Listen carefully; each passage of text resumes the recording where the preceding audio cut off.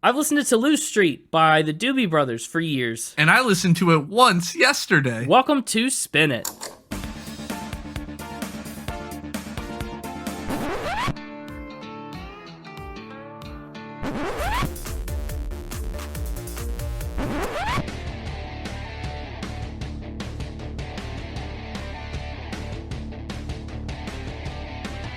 Hello, everybody, and welcome to Spin It, the record ranking podcast for people who would rather be listening to music. I'm James, and with me is Connor. What's up? Not much. I'm just getting ready to talk about the Doobie Brothers. What's up with you? Yeah, we're here to talk about Scooby-Doo and Scrappy-Doo No, and not the Scooby-Dum. Not the Doo Brothers. and- No, the Doobie Brothers. Yeah, Scooby-Dooby-Doo. No. How long did you have that queued up? That was pretty lame. I had to get to the right tab where I had the Scooby-Doo family tree. Gosh. Apparently it's much more fleshed out than I thought it would be. You got the... This is getting cut. I'm just telling you right now. Say it, because I'm curious. But I'm not going to start off the Doobie Brothers episode with the comprehensive Scooby-Dooby-Doo family tree. You absolutely are, you coward. Nope. So you have Scooby-Doo, right? Over the last year or so, I've become quite a fan of the Doobie Brothers. Yeah? I mean, my fandom started a long time ago. I got through one means or another. I think it was like one of those blind mystery bags you get at record shops that has a bunch of records in there. You pay $5 and just see what you get. And some of them are good, some of them are bad. But one of them, I think that I got, was a Doobie Brothers Greatest Hits record. Really? Yeah, I love that record. And it's like a pre-Michael McDonald Doobie Brothers Greatest Hits. So it's stuff from Toulouse Street, it's stuff from The Captain and Me. Like, it's a lot of really good stuff. And one day last year, I saw the Doobie Brothers were coming to town in concert, and I was like, well, I gotta go. And so I started listening to other albums methodically, putting them on the albums of the month, and boy, oh boy, has it paid off. It's just been a blast. So I'm really excited for this week, and every week, but this one too. But also, this was a week where I had a hard time picking an album. I was back and forth, I mean, between a lot of them. And the two that I narrowed it down to were Toulouse Street, this one, and Minute by Minute. But we ended up here. You know, I felt like Toulouse Street has, first of all, 3 major Doobie Brothers hits. It's also got a lot more variety. The instrumentation feels a little more varied and stuff, but I think we might have to do a backtracks on Minute by Minute and just get a definitive answer so I know whether I was wise in my choice or not. What do you know from the Doobie Brothers? Well, each week they Stop. solve another mystery.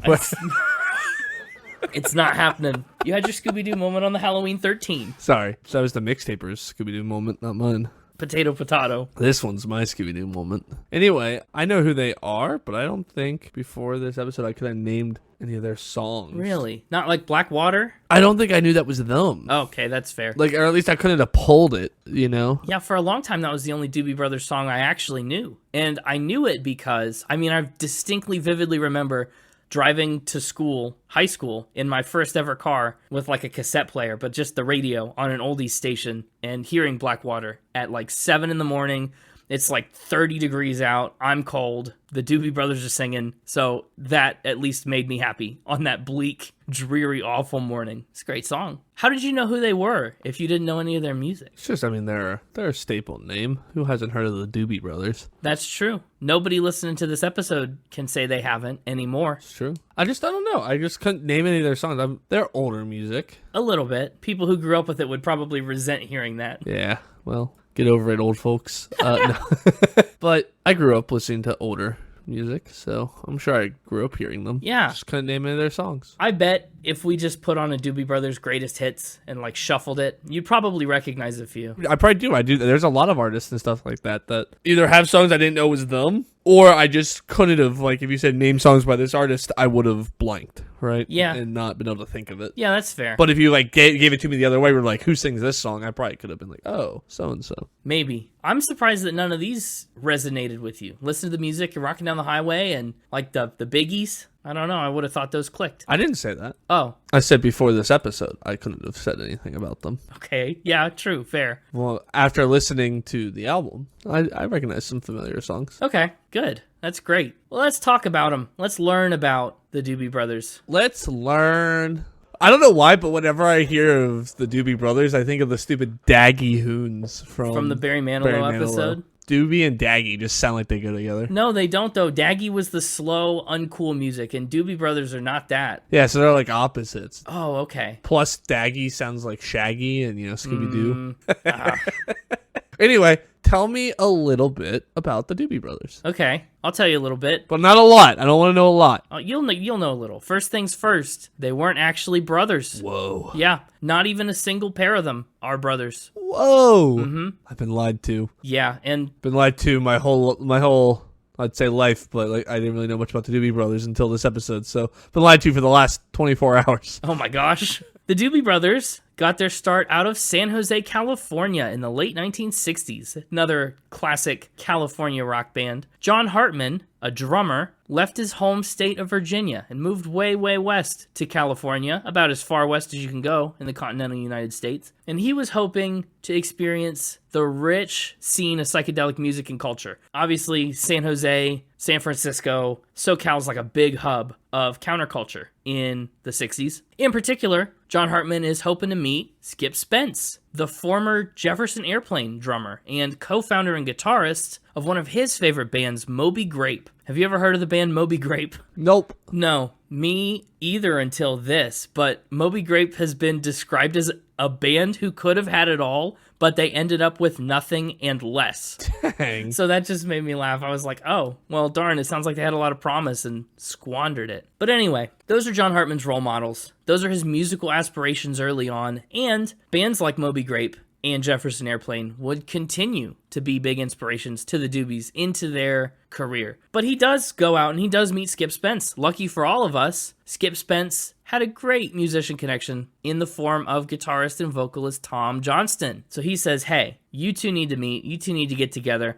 And the two of them started gigging around San Jose. There's a little group called PUD, P-U-D, PUD. That's an awful name. It's pretty rough. I don't know where it came from or why they did it. Hey, I want to go see Pud. Like, what? Yeah, Yeah, you gotta check out this new band that I just heard about. Their name is Want to Pud. come to the PUD show tonight? Oh, yeah, hang on. Now maybe I'm in. The Pud show is great. Welcome to the Pud show. Yeah. Well, see, there you go. You just had to put it in the right context. I'm back in You on had to- Pud. You had to pud it in the right context. In 1970, PUD starts to see a lot of potential for growth. They're like, what can we do to expand? So they bring on bassist Dave Sjogren and guitarist and vocalist Patrick Simmons. They also really liked Simmons' finger-picking guitar style, which you hear plenty of on this very album. He kind of brings a new signature flavor to the group. Eventually, they did come to face the harsh reality that they just could not sustainably call themselves PUD. They realized it was not that appealing. But what to name themselves? They were kicking around all kinds of ideas, really just going through it. Couldn't pick until their pal Dino Rosen said, hey, I know you all like to smoke a lot of pot, so why don't you just call yourselves the Doobie Brothers? Is that how he just said you smoke a lot of pot? Yeah, you smoke a lot of pot, you're bros, why not be the Doobie Brothers? Huh. Yeah, it seems simple enough, and maybe like some kind of name they could have even thought up on their own if, of course, they hadn't been smoking so much pot. But actually, they heard that name and they hated it. They thought it was a dumb name. I mean, welcome to the Doobie show. Not nearly as good as welcome to the Pud show. No, yeah, it's true. But they were so out of touch with it, like Hartman hadn't even heard the term doobie before. That makes more sense. Okay. I was confused for a moment. What? Carry on. Okay.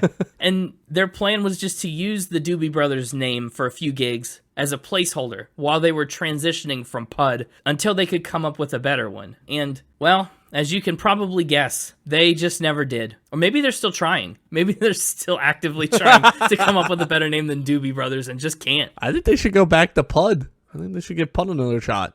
Pud's grown some legs since 1970. I can't believe no one else has done it since they've left the name. Maybe they have the name parked, like a domain. Oh, PUD.com. It redirects Hang to on. the Doobie Brothers. Hang on. Oh, what? Pud.com redirects you to distrokid.com. Weird. Interesting. Maybe we should get spinitpud.com. Hang on. No, it's a joke. Spinit pod. That's going to be confusing. www.spinitpud.com does not exist, but we should definitely park it and have it redirect, because then what if somebody accidentally typos spinitpod.com, it'll with Pud, it'll redirect them to our website. That'd be ridiculous. Maybe they should combine the two. Putty Brothers. I don't like it. Putty, Pooty. Pooty. They're the Pooty Brothers. Oh, the Doobie Putters. That makes way more sense. Oh, the Pooty. This episode's a weird one. Anyway, the newly named Doobie Brothers started playing shows, and their music, with all its fuzz and its grit and its complex vocal harmonies, All of its Pud. was a hit with biker gangs in the SoCal area, including Hell's Angels. Oh. Hell's Angels offered the Doobie Brothers kind of like a residency in one of their favorite venues. Wow. Yeah, so they started as a biker band. The Doobie Brothers and their demos got so big so fast that by the end of 1970, Warner Brothers Records had taken notice and signed them to a contract. Nice. Yeah. We should totally do that too. What, become a biker podcast? Well, just a music podcast for bikers. We need to get into the biker market. Oh, yeah, we're biker friendly. Yeah. If there's any biker gangs that want to pay us to come record the podcast where they can hear it, let us know. Let us know, we can work something out. After signing with Warner, the Doobie Brothers' self-titled album came out in early 1971, and it wasn't exactly the same as what they were doing in their live shows. They changed. Yeah, they did. Money changed them. They sold out, man, for their debut record. Yeah. Instead of being this gritty, fuzzy biker rock, their first record was very country inspired. Oh. It didn't really perform very great. It never charted. Oh. It didn't have any hit singles. Hey, guys, I have a great idea. You know how we became famous for being fuzzy biker rock? You know the music that our fans famously love? Yeah, let's chuck that out the window and go country for our debut album. Stranger things have happened. It is kind of a wild premise, but it was popular enough to send them co-touring all around the country. So it worked out a little bit. Nice. It was around that time they also had the idea that's kind of become one of their staples. They started incorporating a second drummer into their songs. So they welcomed Michael Hossack into the band to play drums alongside Hartman. Nice. Yeah, gotta love a double drum. One more little lineup shakeup happened during this time. They were working on music for Toulouse Street, and they started to run into disagreements with Dave Sjogren, and they replaced him on bass with Tieran Porter, who would be with the band up until the 80s, and occasionally after that. The Doobie Brothers are another band that kind of has a wide cast. A ton of different members. Yeah, So many. I saw that. And they're in and they're out. They were there for a while, for a couple years, and then they leave, and then they reunite and come back, and then they leave, and yeah, it's just really interesting. But that cycle gets started here in the early 70s. And then in the summer of 1972, the Doobie Brothers were prepped and ready for their groundbreaking sophomore record, Toulouse Street. And that, I mean, you can probably hear how it's a little country, but also rock. It's kind of a good blend of what they tried to do and what they were famous for. And actually, I mean, I think Toulouse Street really is the first full instance of what I would call the Doobie Brothers' signature style. It's that like proto yacht rock, half southern rock niche that the Doobie Brothers occupy that you can see on Toulouse Street. It's really interesting. In addition to their newest members, Toulouse Street also features the work of longtime friend of the band pianist Bill Payne. So again, it's just the band growing and expanding. You can hear a little piano a couple places on this record. It's nice. Sure. They actually named the album after a real street in New Orleans' famous French Quarter, about a block southwest of Jackson Square. Some of you, if you've been to New Orleans, have probably been on Toulouse Street. Think about that. One thing I didn't realize is that this album features 6 original songs and 4 covers. I didn't realize that 4 of these were covers because some of them have become pretty synonymous with the Doobie Brothers. Like Jesus Is Just Alright, that's a cover, but I feel like almost everybody that knows that song associates it with the Doobie Brothers. I sure don't. No? Do you have another association for it? Nope. Just didn't know that much about the Doobie Brothers. Okay. Well, that doesn't count, I don't think. It seems like that was non-applicable. Either way, I think it's really interesting that one of their biggest songs is a cover. It's kind of fun. Other artists have done that. It's just always really interesting to find out that a song that you loved wasn't by the people you thought it was by. Toulouse Street was supported by 4 singles, Listen to the Music had the song Toulouse Street as its B-side. And then there was what I would consider kind of a double A-side of Jesus Is Just Alright and Rockin' Down the Highway. That's a pretty good, strong pairs of singles. Sure. Toulouse Street charted at number 21 on the Billboard 200 in the United States, which again is a feat considering their last album's relative underperformance. It also charted in Canada, New Zealand, and Australia, so suddenly they go from small town unknown biker band to like international charting hit. Today, speaking of Doobie and Daggy being reminiscent of each other, I guess, today Toulouse Street is certified gold in Australia for selling 20,000 units over there. And that's pretty much the story with Toulouse Street, right? It's the first breakout success in a long, iconic career for the Doobie Brothers. This is like the foundation that they build the rest of their career upon. Future albums and future Doobie Brothers hits that I guess you may or may not recognize if you only know them nominally. You might know them if you heard them, but you got Long Train Runnin', you got China Grove, Clear as the Driven Snow, South City Midnight Lady. Those all come from The Captain and Me, which was also a tough choice for the episode. I was really considering it. There's Blackwater from What Once Were Vices Now Are Habits. There's Taking It to the Streets, What a Fool Believes from Minute by Minute. I mean, tons of songs that I don't think maybe necessarily defined this era of rock, but absolutely all of them are solid, consistent pillars in the background of the stuff that was bigger in the moment of like the 1970s and 80s. I think the Doobies have a certain staying power that's maybe never at the forefront of music historically, but it's like always very near to the surface, in my mind anyway. But yeah, I figured I'd save a lot of the rest of the specifics for, if we do a backtracks on Minute by Minute, then we'll have other stuff to talk about there. There's a ton of info out there about the Doobie Brothers' storied history. They have rubbed elbows with a lot of popular bands. And, to mention the revolving door of people, they've worked with 14 official full-time members over the years, 24 touring members, and dozens more session musicians during their 54 and counting year career. So that opens a lot of doors. You meet a lot of people when you work with like 60 people in the band. In total, the Doobie Brothers to date have released 15 records. They've also sadly lost a few members along the way.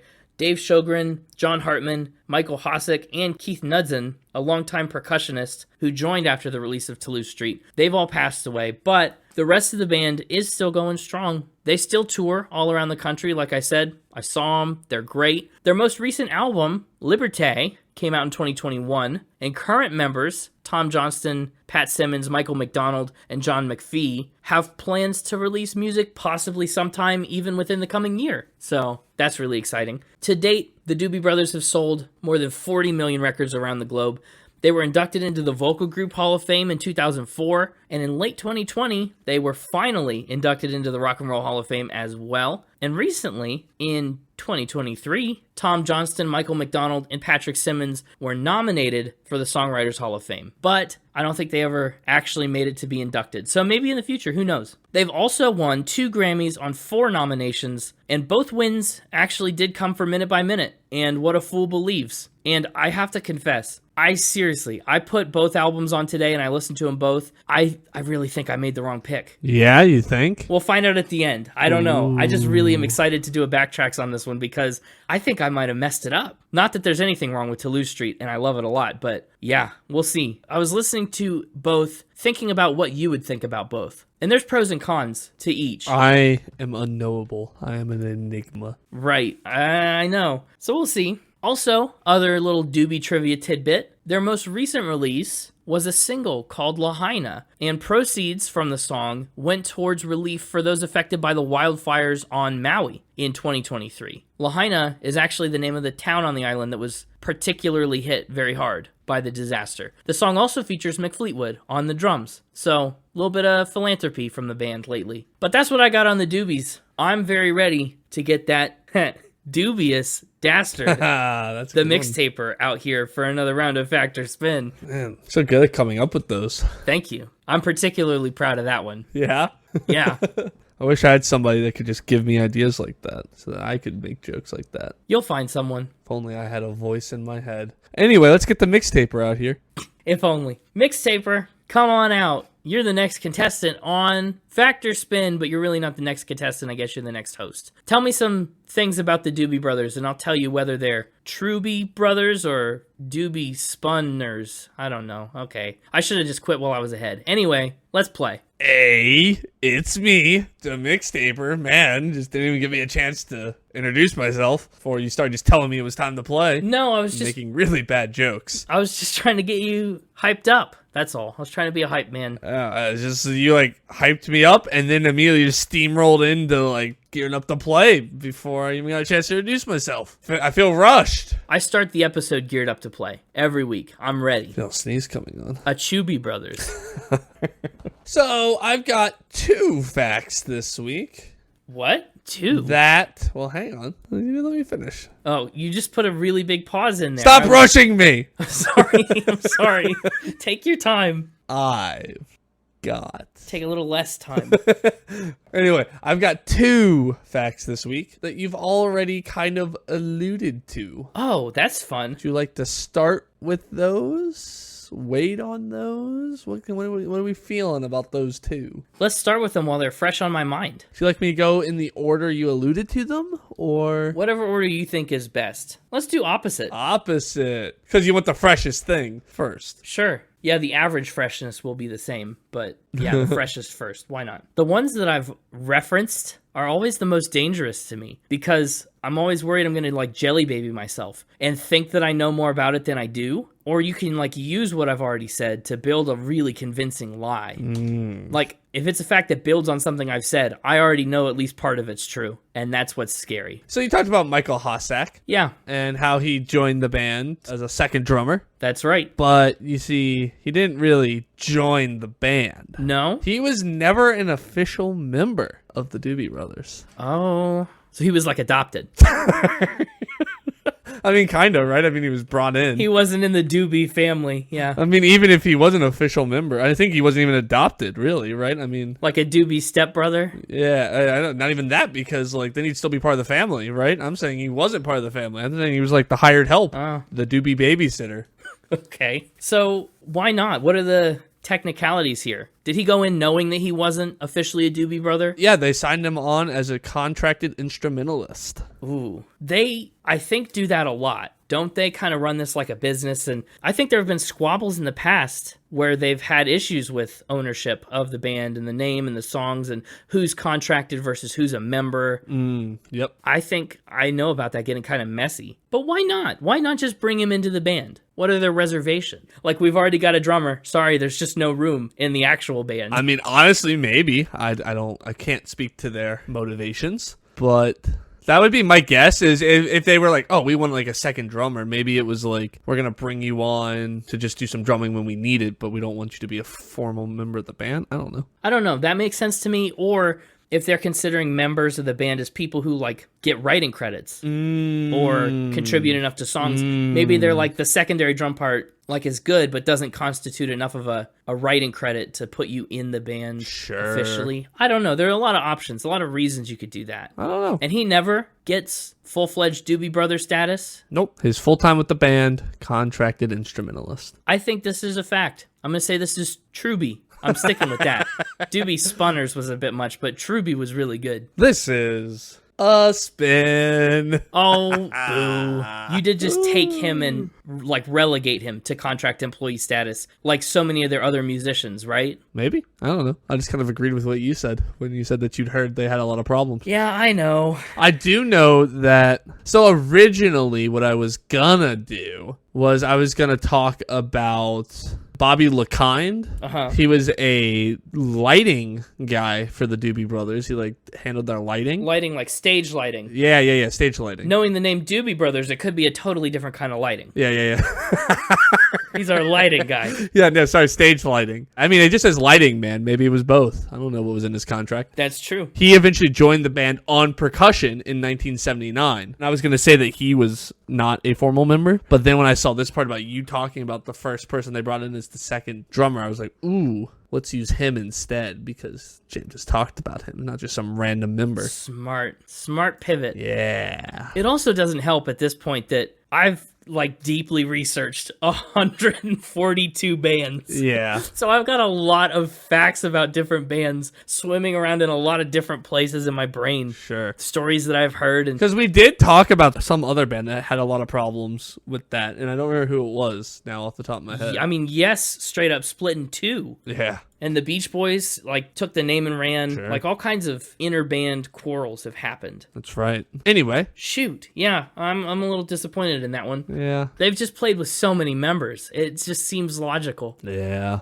The other one has to do with their name. We talked a Really? lot about how they got their name. Yeah. I'm here to tell you, John Hartman didn't know that the term doobie had anything to do with drugs when they first picked the name, which I know you kind of talked about how their friend Dino Rosen came up with the idea because of their pot smoking habits, but Yeah. Hartman had no idea that that's what it had anything to do with. Yeah. Well, I mean, I straight up mentioned that he had never even heard the term doobie before. Well, I'm here to tell you the band had told him it meant something different. Yeah, he had the wrong definition of doobie. Uh-huh. What did he think it meant? He was told that it came from the children's TV series Romper Room. I've never heard of that. That must be old. What is it? I knew you would ask that question. Yeah. Romper Room is a TV show that was on air from 1953 to 1994 and ran for 42 seasons. That's a long time.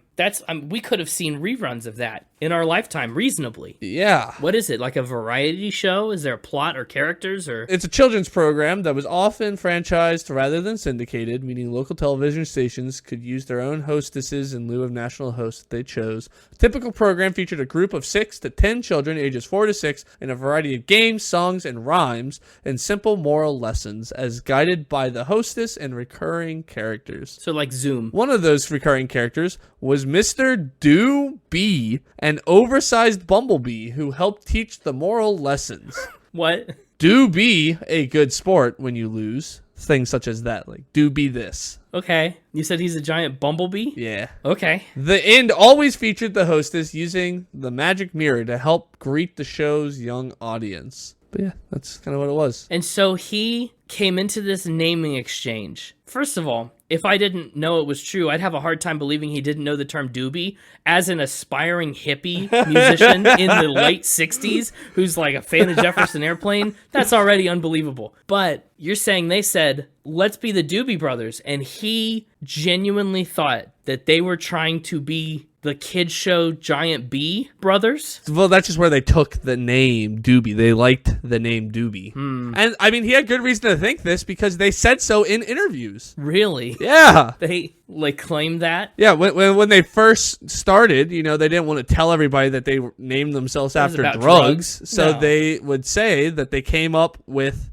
the name based on the character from the Romper Room. And so he just thought that's what it was until he realized it was about drugs. That's so wild. But is it true? That's what we're here to find out. There's no way. I feel like there's no way his friend can frame the name as like, you guys smoke so much, you should be the Doobie Brothers. There's no way he can go, is he talking about that bee guy from the kids show? No, I don't think. No. I don't think he just came up with that himself. I'm telling you that, like, when they came up with the name, they started promoting it that way, and so when he heard that, that's what he assumed the name came from. He wasn't just on his own going, man, Doobie Brothers. Doobie's the name of the bee from that children's show. Like, I don't think that's how he did it. Oh. Like, that's insane. It is. It is. That's why I'm struggling with this. I'm telling you that, like, they promoted themselves as being named from that, and he thought it was true until he later found out from Dino Rosen that no, he came up with it because it's a slang term for drugs. So he, like, hypothetically misses the name meeting. They come to him and say, Pud's no good, but we have this silly in-betweener name, the Doobie Brothers, for the meantime. And he's like, sure, I'll go along with it. Wonder what that's about. And then they start doing interviews and say, it's the bee from the show. And he doesn't figure out that it's a joint until when? When does he clue in? Whenever somebody breaks the news to him, probably Dino Rosen. I think I'm not there. I mean, you're framing it in a very ludicrous way, but There's no way that's not ludicrous. if I had to put it in my hypothetical less ludicrous way, maybe it happened more along the lines of Dino Rosen who came up with the name, was like, Doobie Brothers would be a good name. The band was like, that does have a good ring to it. And And they just had to figure out what's a doobie. well, I mean, I'm sure some of them knew, but like, I'm sure it was just probably not spoken. They probably just assumed everybody freaking knew what a doobie was, right? Because how do you not if you're that big into drugs? Right. As you said, they probably just assumed everybody knew it, and Hartman didn't. And then when they started telling the lie, he just assumed that's what it meant. Is a maybe less ludicrous way that could possibly have gone down, but I don't know. I'm just telling you. I don't know. The fact that the mixtaper, am giving you that you have to determine is true or false is, did Hartman find out after the fact that the doobie was drugs and thought it was based on the B because that's what they said in interviews? Okay. Everything else is just me posturing it, maybe Yeah. how it happened in a less ludicrous way than you came up with. Right. Right. I think this is a spin. This is a spin. Yeah, I'm going to go with this not being true. Sure. Even if he doesn't know what a doobie is, which is fair. I don't know if there's any way that you go under that name for any amount of time and not figure it out. Like, even if the name is suggested to you and everyone goes, okay, wouldn't you go, well, what's that mean? What's a doobie? And I don't know. then someone surely would be like, oh, it's drugs. It depends on how high I am, I guess. Fair. I think what happened here is you just found out about this curious kids show and the doobie, and I think you just wanted to make that work. Or maybe they really did say it in interviews, but it's also, I just don't think it lines up that he would not know that. So lock it and spin. Yeah. This is a spin. Okay. Yeah. Yeah, good. But it's mostly true. I turned it into a spin based on what you had in your rundown. Everything was true up until I said Hartman didn't know. Yeah, see, that's it. They absolutely claimed in the earlier days that their name came from the children's show, especially on the more straight-laced radio publications that they'd be on to like promote themselves.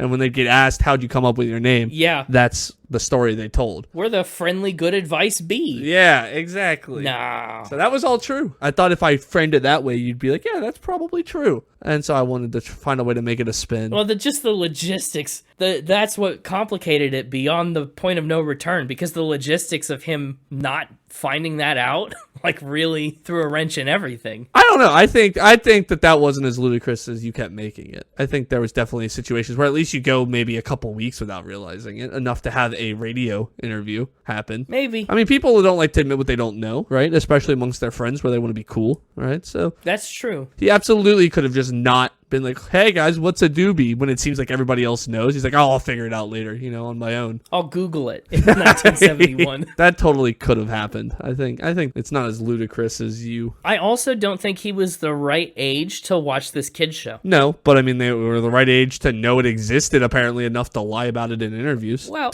sure. Interesting. We got some Doobie Brother lies to start the round off. I love that. Indeed. Now some unalluded to, supposedly true facts. Would you like them in the order you did not allude to them? Yeah. Or the opposite order you did not allude to them? So far, I'm 50-50. I think let's stick with the opposite order that I did not allude to them. Okay. Freshest first. They beat the Beatles With bats? Or, with doobies. oh, yeah. And I mean the giant bee from the TV show, not drugs. Yeah, right. Yeah, they whacked Ringo with the giant bee. In what way did they beat the Beatles? We talking some kind of record? Yes. What record is that? Fastest sellout show. Oh, interesting. Like, was it a particular show? Like a one-off or part of a tour? Where was it? What was it? I think it was a one-off. I mean, it was like a reunion. Okay. When did this happen? In 1986, or no, sorry, 1987 was the concert. Okay, well, but it probably opened for sale maybe in 1986. Depends on when. Well, in 1986, the Los Angeles Times polled a bunch of fans, and the Doobie Brothers were the band the readers most wanted to reunite. Second place going to Led Zeppelin. Oh, that's wild. Uh-huh. That's really wild. I mean, maybe it's all a lie. Who knows? Maybe. And they then got back together in 1987 to play a benefit concert for the Vietnam Veterans AIDS Foundation. And it was the fastest selling show ever. I mean, at the time, broke the record, which was last held by the Beatles in one of their mid-1960 concerts. Yeah, I believe that bit of it because the Beatles were not big on touring. I mean, we talked about how they did their last show in like 1966, barely halfway into their career, and then they just stopped. And concerts were not as big of a deal back then. I mean, the Beatles were a big deal, sure, but definitely concerts as an industry took off with, like we talked about, Kiss and their big stage shows and Yep. like that era. And the reason I said it was kind of a one-off thing is because that then led to them making a new album that came out 2 years later in 1989, the album called Cycles. Yeah, I think people would show up for a reunion tour, especially a reunion tour that's a benefit tour. Yeah, sure. A reunion is a big draw already. Like, what if they never come back again and this is the one chance you have to see the apparently most missed band in the world, the Doobie Brothers? More missed than Led Zeppelin. Apparently. Can you just, like, guarantee that it's not false because the Doobie Brothers weren't the most missed band? That's the only thing that's got me. No, I cannot confirm that. No? Okay. Well, I think it's true. Oh, okay. Otherwise, I think benefit concert, Vietnam, AIDS, all the things you said, sure, makes great sense. The Doobies reuniting makes good sense. Concerts were way bigger. Ticket sales were way different and probably more accessible. More accessible? You know, in the 1960s, what do? Go to a box office? I don't know. Is a box office more accessible than being able to buy a ticket right on your electronic device in your pocket? Well, clearly that's closer to possible in the 1980s. I mean, obviously not possible then. And the record's since been broken, right? So that's a moot point. Yeah, obviously it's going to sell out faster now when people are in massive queues to get Taylor Swift Eras Tour tickets. The record's long gone. Yeah. But I think the Doobies had the title for a bit, so I'm going to say it's Truebies. Truebies for the Doobies. Yeah, another fact. This is a spin. Darn it. Why is it a spin? Led Zeppelin wasn't second place. No, I'm kidding. Could you imagine if that was why it was a spin? I would be so mad. That would have been so mean.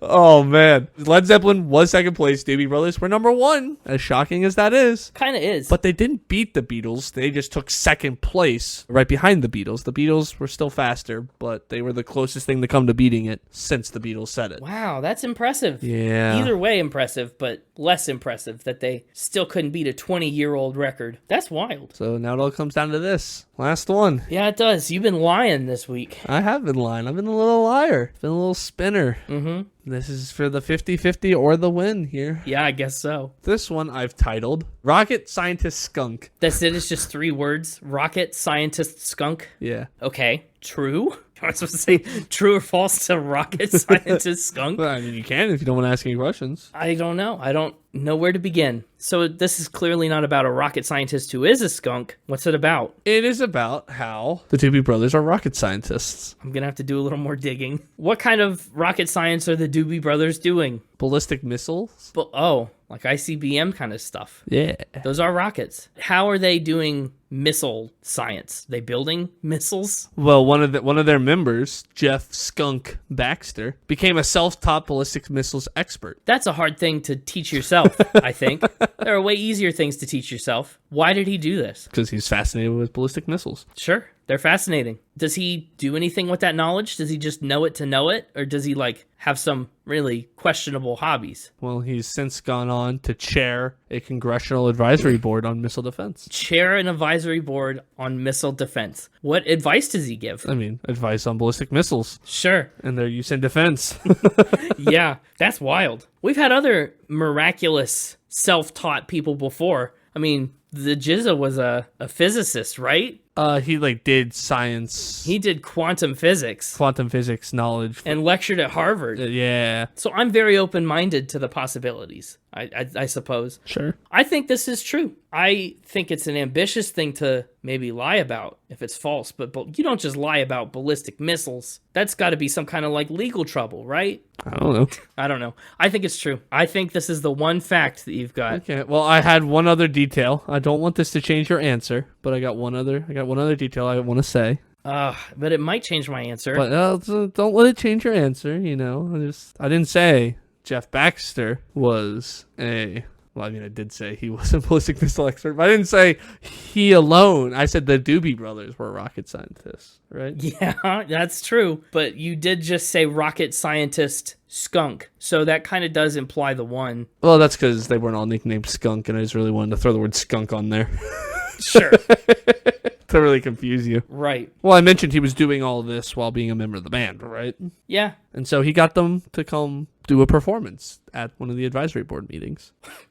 What? Yeah. That doesn't seem like it has any place at an advisory board meeting. Yeah, a little live entertainment. I mean, I don't believe that for a second, but the rest of I it, don't let you. I knew it was gonna make you want to change your answer. Maybe I should just waited till after the fact to tell you that. But I've said it. I said don't let it change your answer. But do what you must. Lock in an answer. here's the annoying part though. You're game theorying me now. Because you know that I said fact, and you knew that this was going to make me doubt that it was a fact. So the question is, did you bet on me sticking to my guns and lie? Or did you bet on me not believing this last piece of true information and switching my answer? I don't know. That's the question you have to answer.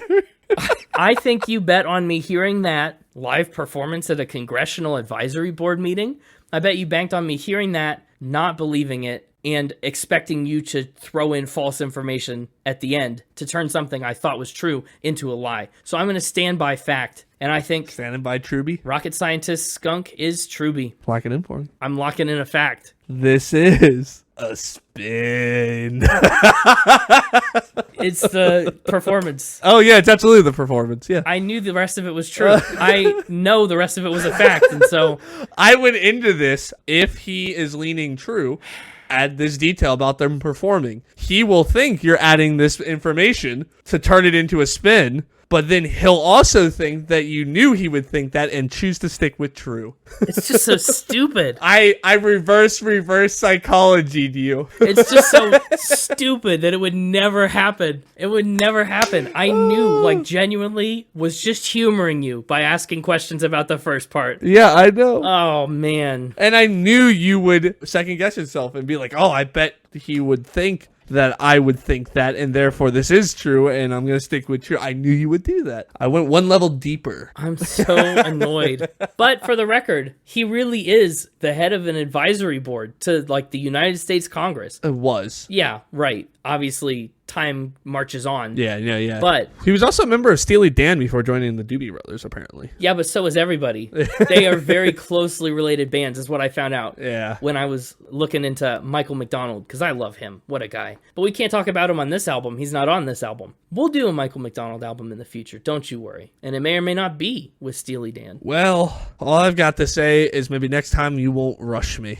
And maybe I won't have to game theory you like that. I didn't mean I to. won't have to put you in your place. I don't know about Russian, but it seems like you took a lot of time to prepare. So Don't I always? I take this gig very seriously. you do. I just mean, I don't Except for when I make up stuff on the spot, just to see if I can get it past you. right. I was just saying, I don't think you were very rushed at all in creating that fact. Oh, right. They were all four very carefully constructed, unrushed, well thought out facts. Yeah. Well, lies. Not one of them was true. in a way, they all had truth to them. I felt like turning truths into lies this week. Yeah. It was a corruption kind of week, corrupting the truth. Well, I'm ashamed to say that it worked. But that's just because I'm so dubious. First person to make that joke. You spun it back on me. Yeah. Good job. I should have doubted you more, actually. Well, until next time. Did you say yeah? Don't rush me!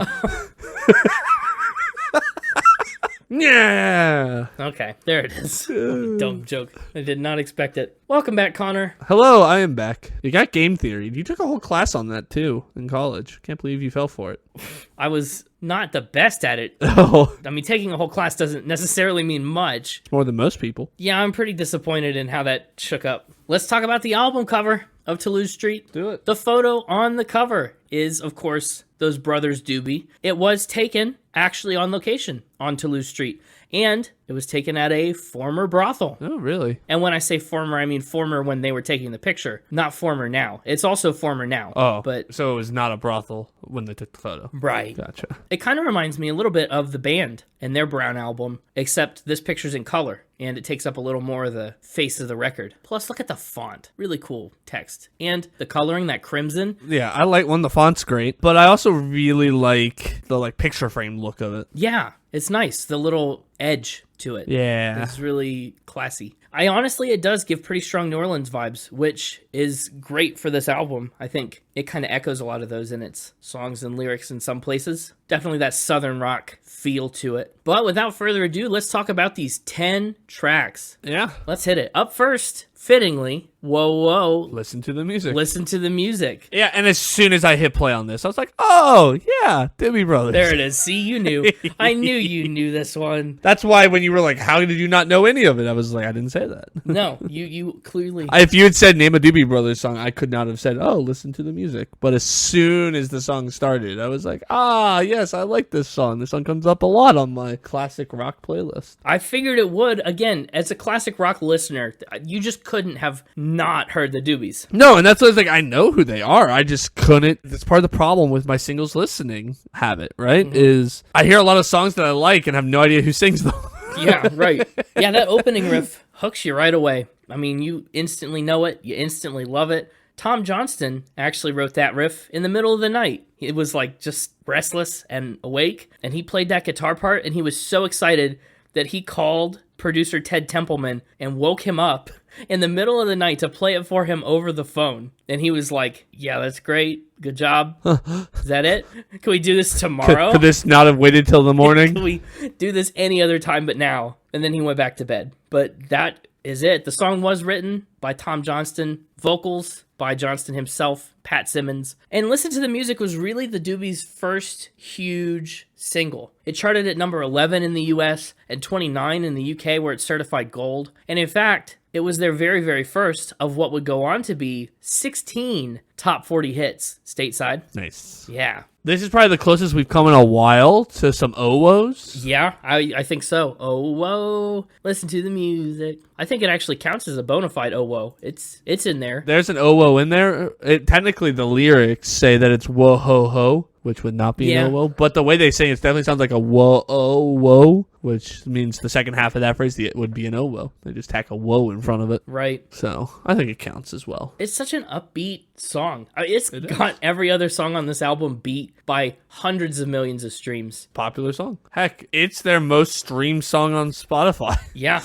no question as to why. The other members of their top 5 is Long Train Runnin', which is another one I now realize I know. Oh, absolutely you do. Come on. Again, just couldn't have named it. What a Fool Believes, China Grove, Yep. and Black Water Yup. are their top 5 streamed. Some of the best, man. And they all come from different albums. You see yeah. why I had such a hard time? I was like, man, we could talk about Listen to the Music and Rockin' Down the Highway and Jesus Is Just Alright, or we could talk about Black Water, or we could talk about Minute by Minute and What a Fool Believes, or we could talk about Long Train Runnin' and Clears the Driven Snow and China Grove. Like, it was tough. Johnston said Listen to the Music is about world peace. It's a call for world peace. He said the chord structure of it made me think of something positive. So the lyrics that came out of that were based on this utopian idea that if the leaders of the world got together on some grassy hill somewhere and either smoked enough dope or just sat down and just listened to the music and forgot about all this other BS, the world would be a much better place. It was very utopian and very unrealistic. It seemed like a good idea at the time.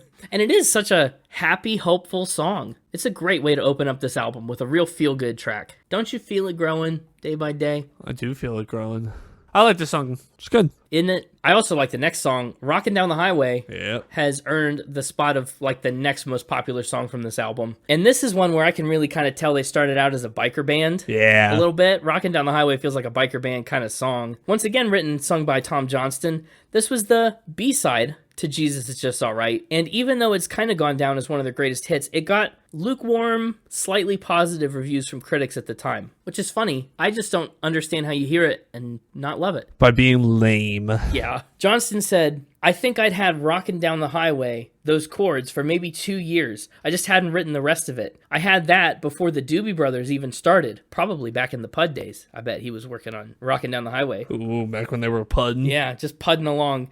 He said it just never turned into a song. Eventually, I put in the rest of the chords, which are pretty straight ahead stuff, and turned it into what it became. As for the lyrics, Johnston said, it's a good times song. It's just what it sounds like. It's about being in a car with the top down, flying down the road, which was not uncommon. He said, I lived in San Jose, but spent a lot of time in the Santa Cruz Mountains and driving up and down Highway 1 down by Santa Cruz. He said, we hadn't signed with a label at that particular time, and I would imagine the words came out of those experiences. It was footloose, fancy free, and just grooving up and down the coast partying. What a great song. It's pretty good. A lot of woes, though. I mean, both in Listen to the Music and Rockin' Down the Highway, we have a sustained woe. I like woes. Well, don't like them too much, they don't really come back much on this album. Well, that's not gonna make me love them any less. Only miss them when they're gone. Yeah. I want to talk about their vocal harmonies too. Okay. That's the thing the Doobie Brothers are really big on. Yeah, they have a good sound. Tight, like 3 and 4 part vocal harmonies. I guess, did they mainly replace instrumentalists? Because they had a lot of lineup changes, but I feel like their sound... They did. A lot of the vocalists stay consistent. I mean, aside from notable additions like Michael McDonald, they definitely keep a lot of that same vocal harmony. Like, that's a priority for them, no matter how their sound evolves. Because, you know, it starts here with this, like, country southern rock, and then they push past that into a more straightforward rock, into almost more of a pop rock with minute by minute. Like, their sound continuously evolves and changes, but some core elements of it stay the same, like interesting chord structures and tight vocal harmonies and dual drums. A lot of big Doobie hallmarks. But they show their head early. It's been a while since we've had an album with really good vocal harmonies, and just something about it just hits right. Feels good. We don't do as many bands, I feel like. I don't know, maybe I'm wrong about that statement, but it feels like we do more solo artists on this podcast. And like when it is a band, it's still just like one lead singer. We don't do a lot, I guess, of bands that have like a harmonizing sound. It's true. It's because I think they're rare. Could be. It's hard to do, and hard to do well. And I think the Doobie Brothers obviously do it, and they obviously do it well. They do be harmonizing. See? Totally plausible that they were named after that children's show B. I don't know about that, but plausibly plausible. I didn't believe it. Fair enough. What did you think about Mama Loie? I'm guessing probably the first one you didn't know. Correct. This one was actually not a Tom Johnston write. This one was written by Simmons. Pat Simmons wrote this. Johnston still did the vocals. Mama Loie is this weird... and I don't want to call it weird, like it's just unique and different. It's a blend of like rock and reggae. It's definitely a rarity among music, period. Not just the Doobie Brothers or not just this record. This one, it felt to me like they had the idea of like, hey guys, what if we record this song and have the singers stand across the room from the microphone while they sing? Like they're far away. Yeah, they sound like... I kept like wanting to turn the song up because I was like, they sound so far away, it sounds so quiet, but then like the instruments were louder still. Yeah, well, I mean, to be honest, I'm kind of inclined to believe that's intentional. I mean, the lyrics are all about being far away from home and trying to call back to someone who's going to take you away. You know what I mean? There's this sense of longing and distance there innately. But they do sound kind of far away and echoey. I think they do a good job at capturing that kind of Caribbean vibe, though, which is really interesting. It's kind of a third example on this album. I think the first 2 tracks have done it really well, too. But the music kind of shows us what the lyrics tell us. We hear these Caribbean rhythms happening as they sing Gotta Get Back to Jamaica, right? Whereas like Rocking Down the Highway, we can hear that energy, the top-downness of the car, and listening to the music, we hear that hopeful, peppy melody as they sing. Just listen to the music, get happy. Like, the Doobie Brothers do an excellent job at matching the vibe of their lyrics and their music. Yeah, I just struggled to get into this one because the rhythm was good. It was like a cool rhythm that like you said that like Jamaican vibe, flow, rhythm to it. Yeah. But because of the faraway vocals, I kept focusing in on that, and then it was like hard for the vocals to go anywhere. It felt stagnant vocally because of that effect. Well, that's fair. Whether it was intentional or not. I just like this song for the guitar work. Of course you do. I know. A lot of interesting bits in there too. But the percussion is also really great on Mama Loie. So there's a lot to love. But it's short, which is nice if you don't think it builds any and is stagnant. If you want to talk about guitar work, though, tell me what you thought about the beginning of the title track. That's right. Toulouse Street, track 4. It's beautiful, genuinely. I mean, I talked about, they brought on finger picking and incorporated that into their sound. Nowhere is that clearer than Toulouse Street and like Snake Man, but it's just so pretty. I like the way that they play with stereo on this. You get a little in the left ear, a little in the right ear, and that makes the whole experience kind of haunting to listen to Toulouse Street. Also, they have talking about their vocal harmonies, they have a really nice hit on the line, "I'm just might pass this way again." Right before, specifically the one right before the night she is hot, Creole girls they sing, which is a weird line. Yeah. But they take it down, slightly minor. I don't know what to call what they're doing, but it's good. It is really good. This one was written and sung by Simmons. He gets both credits here. Also, what instrument is that in the instrumental break? Ooh, a flute? I thought flute, but like flute in the low register. Yeah. I guess. Instead of the higher register, you're used to a flute. Flute rock is a whole beast of its own, and it's really intriguing. Yeah. I like it. I like it. And I think it fits this song really, really well. I was just afraid I was misdiagnosing the flute, because usually I'm used to hearing flute in a higher pitch. No, that's it. Okay. What is the night she is hot Creole girls they sing? What is that? What's happening there? The night. The night she is hot? It's personifying the night. The night is like a woman. It's a hot night. Oh! The night. She's hot. She is hot. Yeah. Gotcha. And then Creole women sing because they're down in Gotcha. New Orleans and Louisiana, and I took it as like saying that they were describing the night some she like a particular night where somebody is is hot. Yeah, I was like, that's like what? It's personification. I understand the confusion, but boy, this song also, I mean, this is an interesting contrast here because Mama Loie has that acoustic feel and the echoey vocals, but I think Toulouse Street does a better job of supporting it instrumentally, where this one doesn't feel stagnant. It lasts for a minute longer than Mama Loie, but I think it's got a lot better ebb and flow to it. I would almost guess I would put Toulouse Street in my upper 50% of title tracks. Really? If you were to take every title track we've ever done We've done a lot of title tracks. and rank them, I'd put it in the top 50% at least. That's impressive. It's captivating. What did you think about Cottonmouth? This is one I heard those horns come in and I was like, oh, this is a good bet. Connor might like Cottonmouth a little bit. Yeah, as predictable as you are about good guitar parts, you can bet if there's horns, I'm interested. Yeah. This is the first cover of the album, the first of 4, and it comes at track 5. So as you can see, most of the back half of the album is going to be covers. But this one was written by James Seals and Dash Crofts. The same duo, by the way, that wrote the song Summer Breeze and some other hits. You know Summer Breeze, right? Oh, yeah. This is by the same people that wrote that. Oh. Yeah. Tom Johnston's vocals are back. He gets to sing this one. The original release by Seals and Crofts came out on their second record, Down Home, in 1970, so just a couple years before Toulouse Street got to it. I think this song has such a groove to it. It does. It almost is like a precursor to the kind of like funk that we see emerge later in the 70s, a little bit. Obviously with a little more of a rock edge, but I can definitely hear those tendencies. I have a bit of my mind goes to a place of like this song being the song playing in the background while somebody that's cool walks down the street and is like saying hi to people and giving them the finger guns. Yeah. And they're like kind of got that pep in their step as they're walking down the street, kind of bobbing their head a little bit. I can hear it. I can see it. Like they can hear the music, but nobody else can. Everyone needs to listen to the music. Yeah. And they have a really dry mouth while they're doing it. Cottonmouth, yeah. Yeah. I think there's obviously some more great instrumental work in this. Past the horns, there's a wicked instrumental guitar solo at like 150, 2 minutes. Excellent. But funny as it is, I like Cottonmouth. I don't think it makes my top 5. Really? Yeah, and I like it a lot. It's just that there's so much good on this album. So it's a good problem to have for me. Sure. What did you think about Don't Start Me to Talkin'? It's another cover written by Sonny Boy Williamson, who's a legendary blues harmonica player. I know you're a big fan of the harmonica. I am a big fan of the harmonica. Too bad there's not really any harmonica on the song. But it was written by a harmonica player, so that's got to count for something, right? Not really.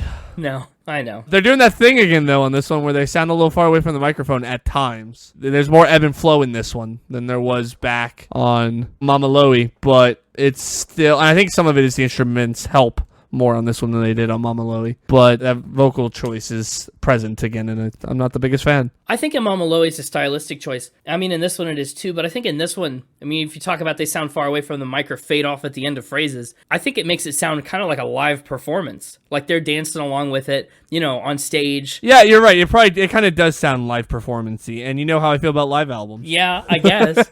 The original song, and by original I mean Williamson's original version, peaked at number 3 on the US R&B charts way back in 1955. The recording notably features another blues legend, Muddy Waters, on the guitar. Yeah, sorry, I gotta go back again. I've brought it up on the podcast before, but I'm really just not a concert guy. Oh, no, I guess not. Like, you have to be a really special artist or band that I would like for me to want to go to your concert. Like, we went to the Elton John concert together. Yeah. That was awesome. I had a really good time. That was cool. I still think a lot of the performances he gave were worse than the versions of the songs I'm used to. Well, yeah, but like, it was worth it because he's such an iconic performer, and but the majority of you go to a crap ton of concerts every year. I try. For bands that are okay. Heck, you sometimes go to bands you haven't even heard of. Yeah, sometimes. Just because you could get cheap tickets and had nothing better to do. I would never do that. Like, that's just not me. I'm just like Billy Joel and Journey are ones on my list that I would love to see, right? Mm-hmm. But like, other than some of those bigger powerhouses, most people, I'm content just listening to the songs you've put out. Well, that's Don't Start Me to Talkin'. That's what they've put out. Yeah, and they made it sound like I was there listening to them in person, which I didn't want to do. Okay. Well, man, I'm sorry they started you to talking. You ready for some doo-doos?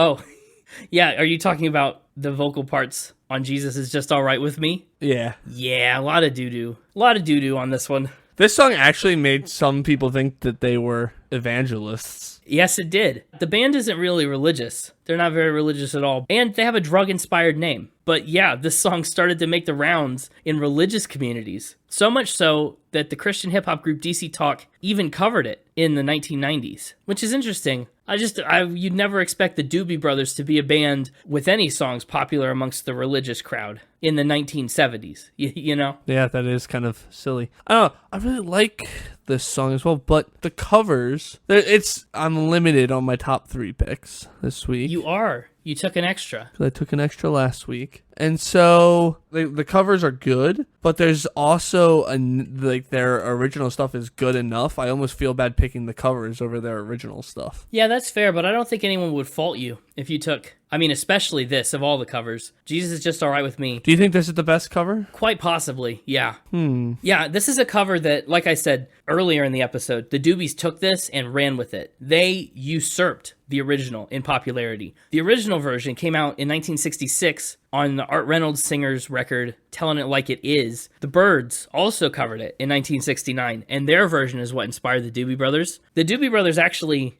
based their arrangement very heavily off the Byrds, but, and maybe this will sway you on picking it versus an original, the Doobie Brothers did make some notable changes. One difference is the bridge, the slowed down Jesus is my friend part. The band added that themselves. So they did make some alterations to like the traditional and previous releases. It wasn't a straight up cover. They kind of made it their own, even from the Byrds version that they emulated. The other problem I have with this song is it gets a little repetitive. Yeah, it's the second longest song on the album, so I get why it feels that way, especially surrounded by tracks that aren't even 3 minutes. But it's good repetitive. And that's honestly part of the reason they did add that bridge, was to break up the repetitivity of it. But even still, I think it's really good repetitive. And so does the rest of the world. For the Doobies, it was their second single from Toulouse Street, and it peaked at number 35 on the Hot 100. So it's another top 40 hit. Fair enough. Yeah, maybe I'm biased because it was one of the ones on the original Greatest Hits album that I had and fell in love with. So that could be part of it. What do you think about the slang term just all right? It kind of doesn't make sense. It's like an ironic understatement. Because if you're saying in the 1970s, well, really the term is from the 60s. If you're saying something's just all right, that means it's like groovy, like cool. But like just kind of feels like it diminishes it. It kind of does feel like it diminishes, yeah. It's like, do you like that? It's just all right. But it's not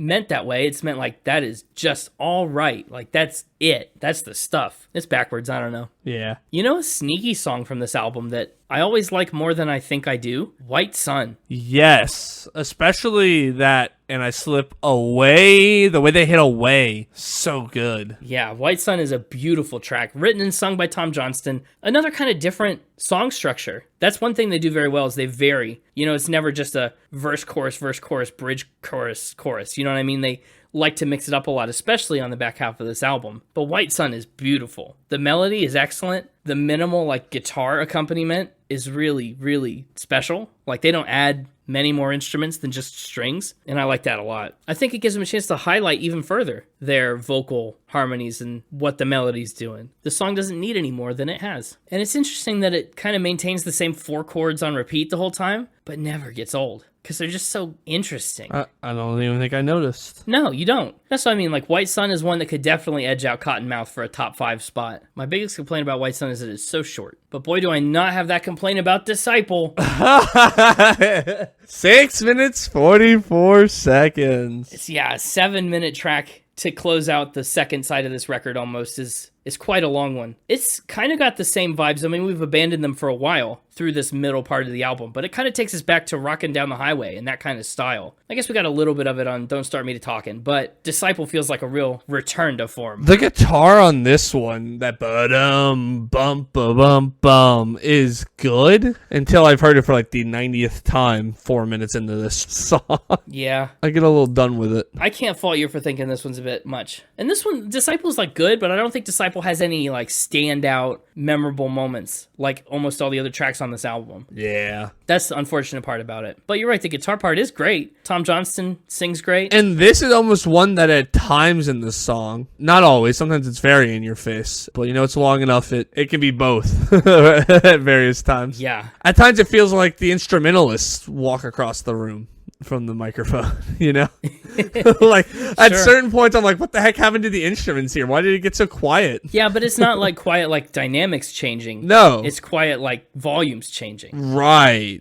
Like it still sounds like they're playing with the same like intensity and sound, but something has happened to the volume on my headset. Somebody slipped the fader down a little bit when you weren't looking. Yeah. Yeah. I just don't know why they keep doing that. Well, that is the thing I think that's kind of unique to, if not just their earlier albums, maybe to Toulouse Street in particular. It's not a thing I notice a lot on something like, I don't know, China Grove or anything on Minute by Minute. Like that, Sure. That's not a staple. It's not a constant in the Doobie Brothers discography. But yeah, Toulouse Street does kind of suffer from that a little bit. I don't know. It's just an interesting track. It's 2 verses. It's 7 minutes long. Yeah. And it's just got 2 giant verses kind of thrown at it. I don't know. I think all these deviations from kind of a standard form help keep you on your toes. You never know what the Doobie Brothers are going to do next. Is it a chorus? Is it another verse? Is it a guitar solo? Is it a flute? Like, there's a lot of variation, which is nice. But I think Disciple does kind of squander it by sticking to that same guitar riff 90 times. And then the album wraps up with the bite-sized track, Hiss, hiss. Hiss, hiss. Snake Man. I'm a snake man. Hiss, hiss. Yeah, Snake Man, it's almost like a little outro. Tom Johnston wrote and sang this one. It's just bite-sized. It's got this threatening, bizarre, natural imagery. The Snake Man,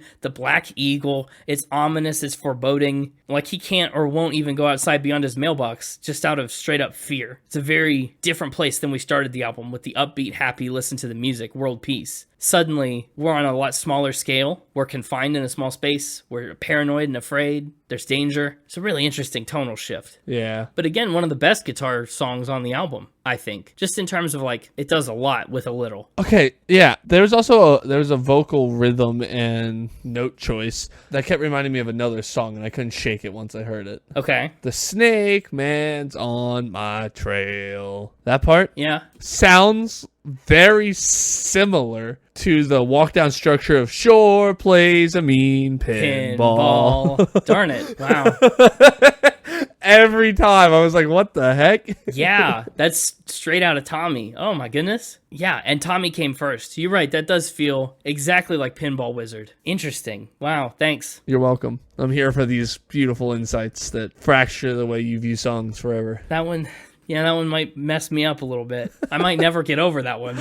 Like some of them I said I could look past it. Like when you said the one on Motley Crue sounded like Walk This Way, right? That's fine. It does kind of sound like it, but Or how, like, I had the Creep. Like, last week, I thought the one sounded like Creep. yeah, or the Creep thing last week. Yeah. Yeah, but it's not going to like ruin or be a permanent association in my head. I think that one is. But let's get into Final Spin. Again, I'm curious about your thoughts for this because I don't know. I had a lot of thoughts behind this and minute by minute and just why I went with what I did. But I think You tried to dive into my mind, and you may have gotten lost. I don't know. I think this album is great. A lot of hits, kind of a breakout record that shows a lot of the Doobies' potential, but also like what made them famous in the first place. I think Minute by Minute maybe is a little more static, a little less variation from song to song, while Toulouse Street obviously covers a lot more ground between like Caribbean rhythms and flutes and cover songs of blues classics and vocal harmony on White Sun. Like, I think there's a lot of variety on Toulouse Street. It just puts us in this world very gradually but very thoroughly. And I think that's really cool. Toulouse Street's a lot more subtle of an album than Minute by Minute, which kind of throws you in the deep end right away. So I think Toulouse Street's a really great jumping off point for the rest of their discography in a way that future albums maybe aren't. But you're thinking you picked wrong. You think I'd like Minute by Minute more? Yeah, I might. We'll have to figure it out once I hear your score for sure, but we'll see. For me, musically, this album gets an 85. It's obviously got some big hits, but then some like deep cuts too. And that's, I think, mostly just a music thing. I'm giving music an 85. Lyrically, 84. It's fine. It doesn't I think, break any new ground lyrically, but it is good enough to support its own weight. Instruments and production, 87. So much great instrumental talent in this band, and they're only just getting started. The production, yeah, I think you're right, leaves a little bit to be desired, just in the stylistic choices they make sometimes. This album has a particular feel to it, but overall I'm giving it a vibe score of 91 because it's just fun. It's a shorter album. It's pretty consistent and strong and not bad. You know, it's an easy listen for me. Maybe it's just the vocal harmonies that biased me towards that. I don't know. Either way, there are enough songs that aren't covers to earn it a bonus point, and so its overall score is an 87.1 for Toulouse Street. Putting it somewhere around like 200. As a matter of fact, puts it at number 199. Boom! I know about where things are based on your score. Yeah, that puts it just below Kid Cudi, and actually very, very close to and right above Kaleo, Fleetwood Mac, Really? and Tina Turner. Yeah, That's interesting because, I put Kid Cudi with a 1. you did. But I put Kaleo all the way up at a freaking 9. So my score could go anywhere between a 1 and a 9. Yeah, it could, and I'm really curious to see where it does land. For me? Was this a Toulouse Street or was this a To Win Street? How was that the first time we made that joke? I don't know, I just thought of it. For me, the Doobie Brothers are forgettable. Ouch. I know. I think they're a good classic example of classic rock. Yeah, Especially the more country-leaning tendencies of some classic rock. They're a good representation of that. I mean, just looking at their Spotify hits, right? They said they've got their top 5s are all spread out across different albums. Yeah. And, only listen to the music cracks 500,000. Whereas, some of these other classic rock artists perform better on Spotify, which is a newer app, and have albums that are way more memorable with multiple big giant hits off of them, right? I mean, this one's got 2.5 or 3. I just feel like if I'm naming classic rock artists and bands, Doobie Brothers is going to be so far down on the list of people I name. Maybe it's because you don't know how much you know by them. And you don't know who sings your favorite songs. Yeah, well, yeah, but I mean, a lot of the ones that are truly my favorites I've learned. You think I knew who Journey was when I first started in my classic rock journey? You should have. But, I learned and they've become one of my favorite bands. Yeah, sure. Forgettable was your adjective. That's wild. It's just... I mean, I acknowledge that they're never the rock band. They're Right. never at the forefront of what popular music was doing. But that being said, what they do have is good, right? It's great. I liked it. It was a good album. yeah. But was it a memorable album? Am I gonna, a year from now, remember any of the songs that were on it again? If you, am I gonna forget what I listened to? Fair. And I don't know if I will. It'll be one of those things that I think when I'm listening to the favorite songs playlist and one of their songs comes on, I go, oh man, I remember this. Why did I score this album blank? Yeah. And then I'll go re-listen to the album and be like, oh, that's why I scored it that. Okay. All that being said, though, for a score, I'm giving this one 8 Scooby-Dooby-Doos out of 10. Why is that my unit? Well, it's a mystery. Yeah, maybe it will be. 8 is actually kind of on par. High on par for where I thought you'd put this. I kind of thought this might verge down into 7s. I thought about it, but I think it comes back to that. What I'm about to say, I don't want you to misinterpret, but I'll say it anyways. I think some of that has to do with looking at the staying power of the album. Okay, that's not to say everything below where I'm putting it doesn't have any staying power. Right, that could just be a worse album that stays better. Right, exactly, right? So I think this album, if it stayed better, had 9 potential. And, the stuff that it did beat out, even though it wasn't staying, it beat out just because if I were to listen to this over and over and, memorize it, it would forever be better in my mind than the stuff I remember. Yeah. It is getting a low 8, though. Going all the way down to the bottom, below Pentatonics. Ooh. And it's Whip Skimpers. Bottom of the 8s. Bottom of the 8s. So that is exactly kind of where I windowed it, I guess. Fair enough. My top 3 in album order. Hey, listen to the music. Hey, listen to the music. I don't know. I just felt like saying, I don't know. You I think felt like the just saying song listen goes, to the music hey, wasn't good enough. Hey. You just talked about the whoa-ohs. Yeah, they gave you the perfect lead-in. Yeah, I didn't feel like woeing. Hey, listen to the music. Really didn't have staying power for you, did it? Good I grief. just didn't want to say whoa.